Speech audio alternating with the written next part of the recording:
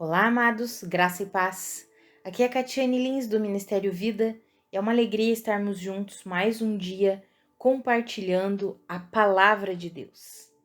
Amados, nós estamos meditando em 2 Tessalonicenses e o nosso capítulo de hoje é o capítulo 2. E aí eu quero ler com os irmãos alguns versículos. Eu vou começar aqui no versículo 1 em diante.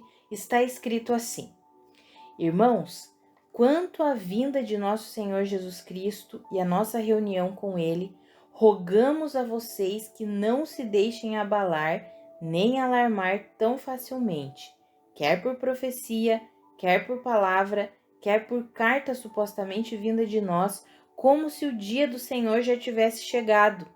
Não deixem que ninguém os engane de modo algum. Antes daquele dia virá a apostasia, e então será revelado o homem do pecado, o filho da perdição.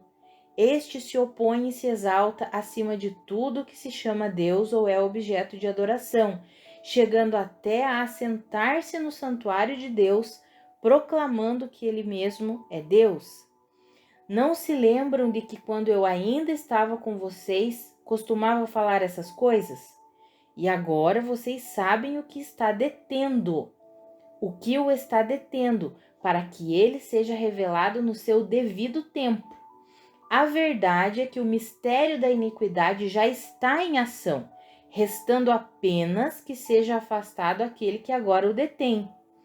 Então será revelado o perverso, a quem o Senhor Jesus matará com o sopro de sua boca e destruirá pela manifestação de sua vinda.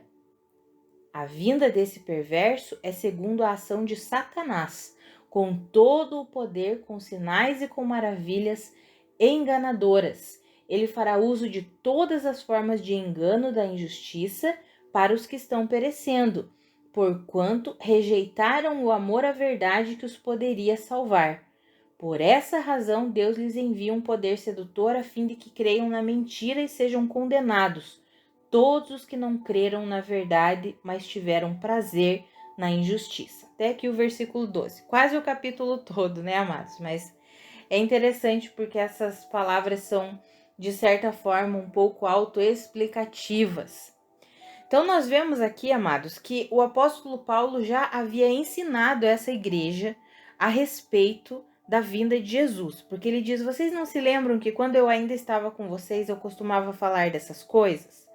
Como eu mencionei ontem, provavelmente aquela igreja, por causa de tanta tribulação que estava enfrentando, acreditou e alguma coisa tinha acontecido, porque Paulo diz assim: não acreditem nem em uma suposta profecia ou uma suposta carta enviada por mim.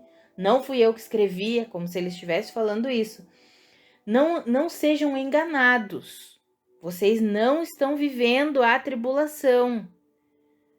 Vocês não se lembram que eu sempre mencionei essas coisas com vocês? E ele diz: olha, antes da manifestação do grande dia, da vinda do Senhor, vai acontecer uma coisa, que é a apostasia.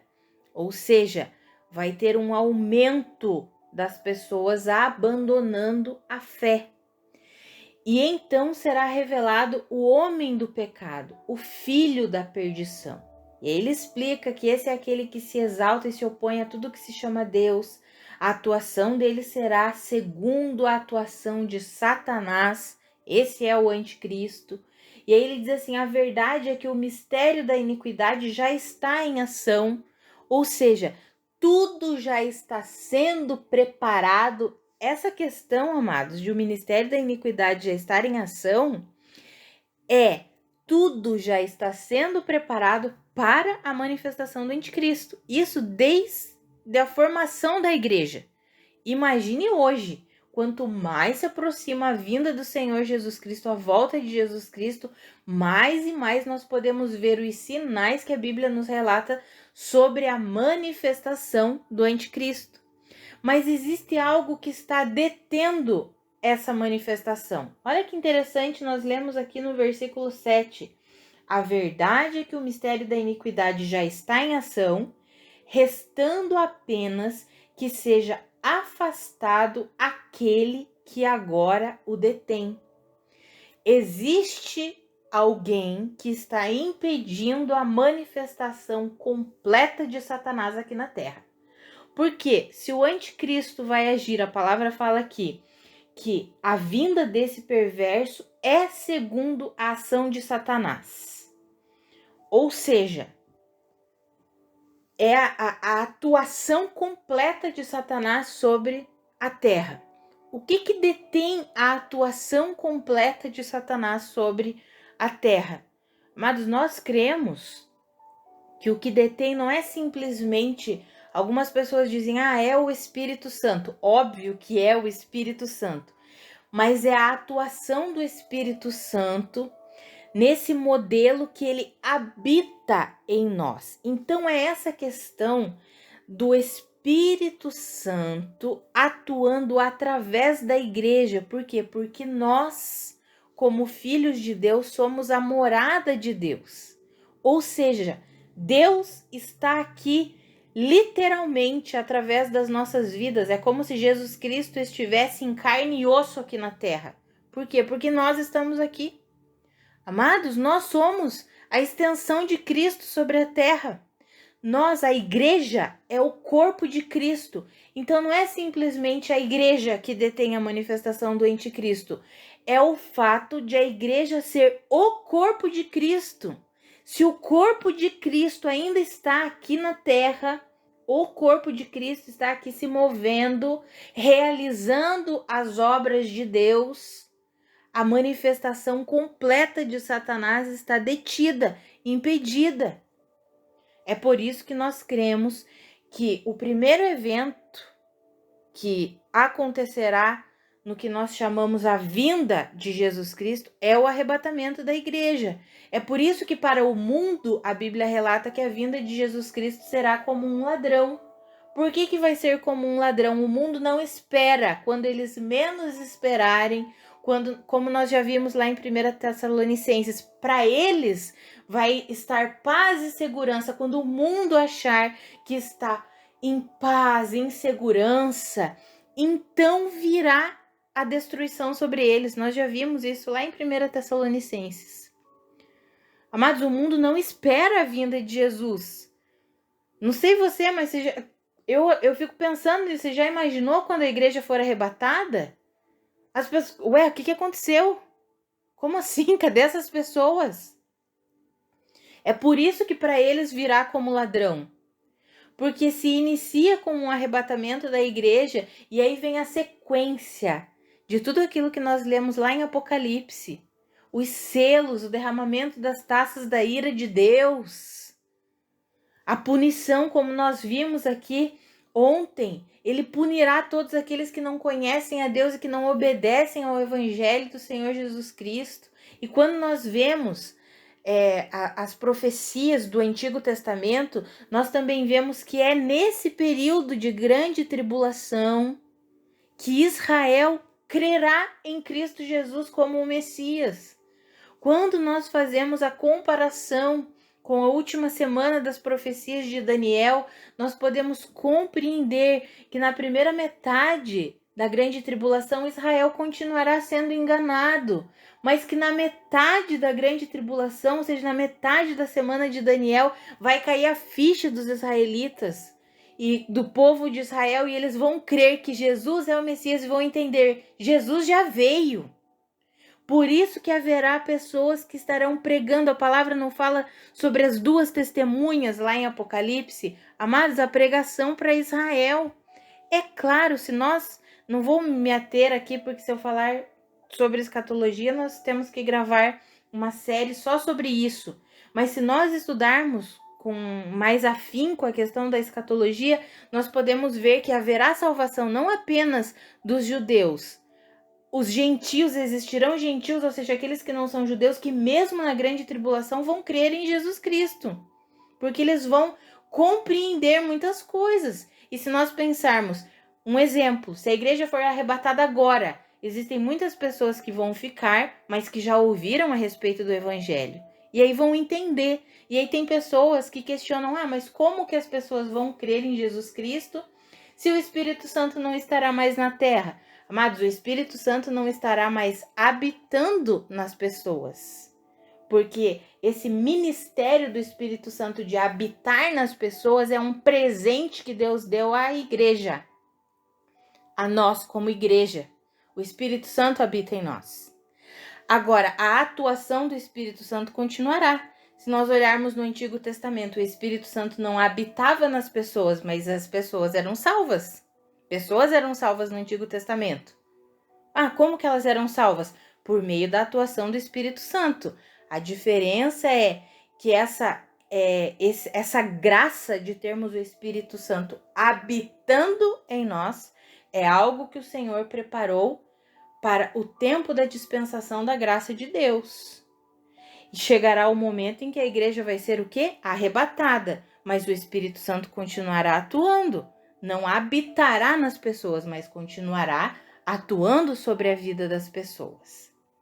Mas quando nós vemos a natureza da grande tribulação, é uma natureza de julgamento, uma natureza de ira, uma natureza em que Deus está tratando com Israel. Por isso que nós cremos que a nação de Israel como nação não foi simplesmente abandonada por Deus. Nós cremos que tudo que Deus prometeu a eles se cumprirá. Quando nós lemos as profecias, nós podemos compreender essa salvação para Israel na vinda de Jesus, na volta de Jesus.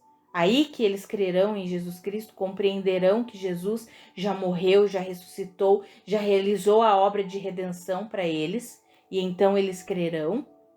E será um tempo de julgamento para as nações, em que Deus está tratando com todos aqueles que não creram em Cristo Jesus, que não obedeceram ao Evangelho de Cristo Jesus. Mas por que Deus está tratando apenas com as pessoas que vão viver naquela época? Amados, Deus sabe de todas as coisas.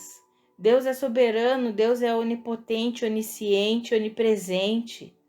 Ele sabe o porquê aquelas pessoas que viverão naquela época é que enfrentarão a grande tribulação, é que viverão tudo isso. Deus sabe o porquê de todas as coisas. Tem um texto de 1 Pedro, que eu gosto muito, que é 1 Pedro 1:2, que fala eleitos segundo o pré-conhecimento de Deus, ou seja, a eleição de Deus, a escolha de Deus, não é uma escolha pautada na acepção de pessoas, mas é uma escolha pautada no seu pré-conhecimento. Ele sabe todas as coisas, ele sabe quais as pessoas aceitarão, quais não aceitarão. Porque se nós pensarmos, né, amados, as pessoas que viverão a grande tribulação, poxa, mas existiram pessoas que não creram em Cristo Jesus e eles serão julgados, né? Existirá a ressurreição dos mortos para o julgamento eterno, mas existirão essas pessoas que viverão na pele, o que nós podemos ler lá em Apocalipse, o derramamento das taças da ira de Deus é um tempo de grande tribulação, como nunca aconteceu sobre a terra. E nós podemos pensar, nossa, mas por que aquelas pessoas que viverão nesse tempo é que terão que sofrer tudo isso? Deus sabe o porquê de todas as coisas. Assim como Deus sabe o porquê são as pessoas que vão passar pelo arrebatamento vivas. Olha que dádiva, que graça! Não passar pela morte, não enfrentar a morte, ser arrebatados. Nossa, o porquê serão essas pessoas? Deus sabe de todas as coisas, porque a escolha dele é segundo o pré-conhecimento dele, é segundo a presciência dele. Então, amados, esse capítulo aqui nos revela, nos mostra, nos ensina a respeito da vinda de Jesus para o mundo. Aquela igreja estava achando que estava vivendo a grande tribulação e o apóstolo Paulo precisou dizer, calma, vocês não estão enfrentando a grande tribulação. O que vocês estão vivendo é um tempo difícil, mas a grande tribulação tem alguns aspectos específicos e agora eu vou explicar para vocês. E aí ele escreve todo esse capítulo. Nós hoje podemos perceber toda essa atuação da iniquidade que já está em ação, como nós vimos ali no versículo 7, e mais do que nunca nós temos visto o mundo caminhando para a apostasia. Então, amados, por isso que eu falei para vocês quando meditei em 1 Tessalonicenses, vamos manter bem viva a esperança do nosso coração. Quando nós olhamos para o mundo e vemos o mundo cada vez pior, um caos total, nós nos entristecemos, é claro, mas muitos estão deixando a tristeza se transformar em raiva, em ódio, em amargura, estão começando a viver como se pertencessem a esse mundo aqui, estão começando a achar que a nossa saída está na política, está nisso, está naquilo. Amados, nós temos uma grande esperança, nós ansiamos que o Senhor venha nos arrebatar. Amados, eu não sei você, mas o meu coração pulsa por isso, Senhor. Eu espero o grande dia em que eu estarei para sempre com o Senhor. Eu te verei face a face e estarei para sempre contigo, Jesus. Amados, é isso que nós esperamos.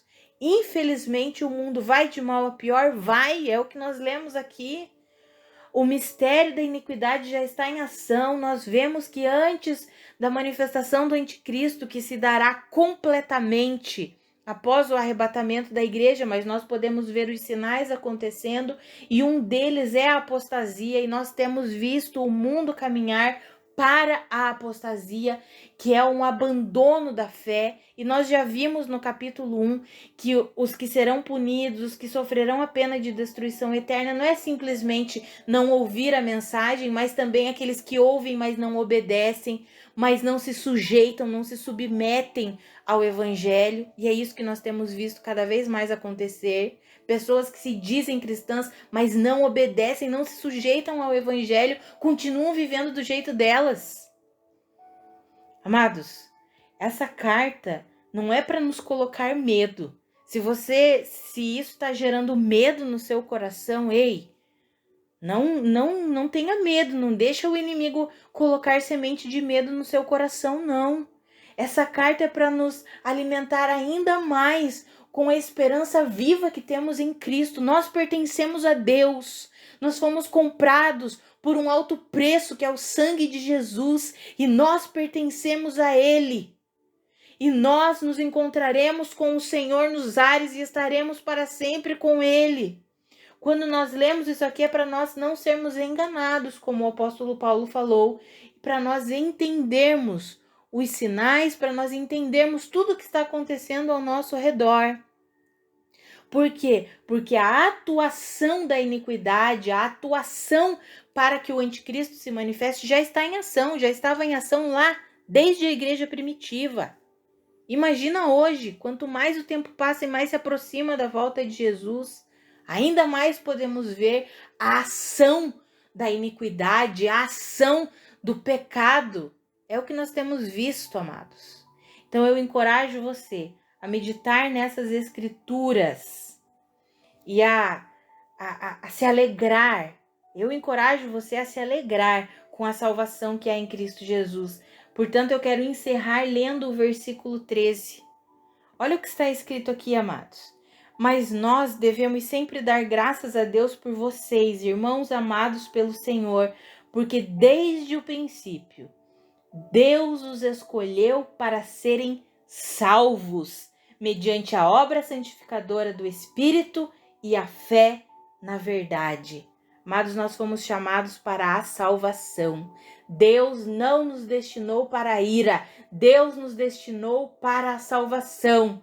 Receba plenamente a sua salvação em Cristo Jesus. Creia que por meio de Cristo Jesus você é salvo, e é uma salvação completa, e você pode descansar nessa salvação. Em nome de Jesus. Vamos orar? Pai, muito obrigada pela tua palavra. Muito obrigada pela atuação do teu Espírito em nós. Ah, Senhor, obrigada porque o Senhor nos salvou. Pai, eu oro pela vida dos meus irmãos, para que os meus irmãos sejam encorajados, para que os meus irmãos recebam um ânimo novo. Nós estamos em Cristo, e que eles possam compreender essa verdade, que eles compreendam que eles estão salvos, eles são salvos em Cristo Jesus, que eles não precisam ter medo, mesmo o mundo estando um caos, mesmo nós vendo as pessoas se afastarem da fé, viverem de qualquer jeito. Pai, nós temos uma esperança. E eu oro para que os meus irmãos sejam alimentados nessa esperança. Em nome de Jesus, que eles perseverem na fé genuína em Cristo Jesus. Pai, eu oro para que eles sejam fortalecidos. Em nome de Jesus, eles possam viver para a sua glória, esperando ansiosamente quando estaremos para sempre com o Senhor, Pai. Em nome de Jesus. Amados, que a graça e a paz de Cristo sejam multiplicadas sobre a sua vida. Um grande abraço e até amanhã.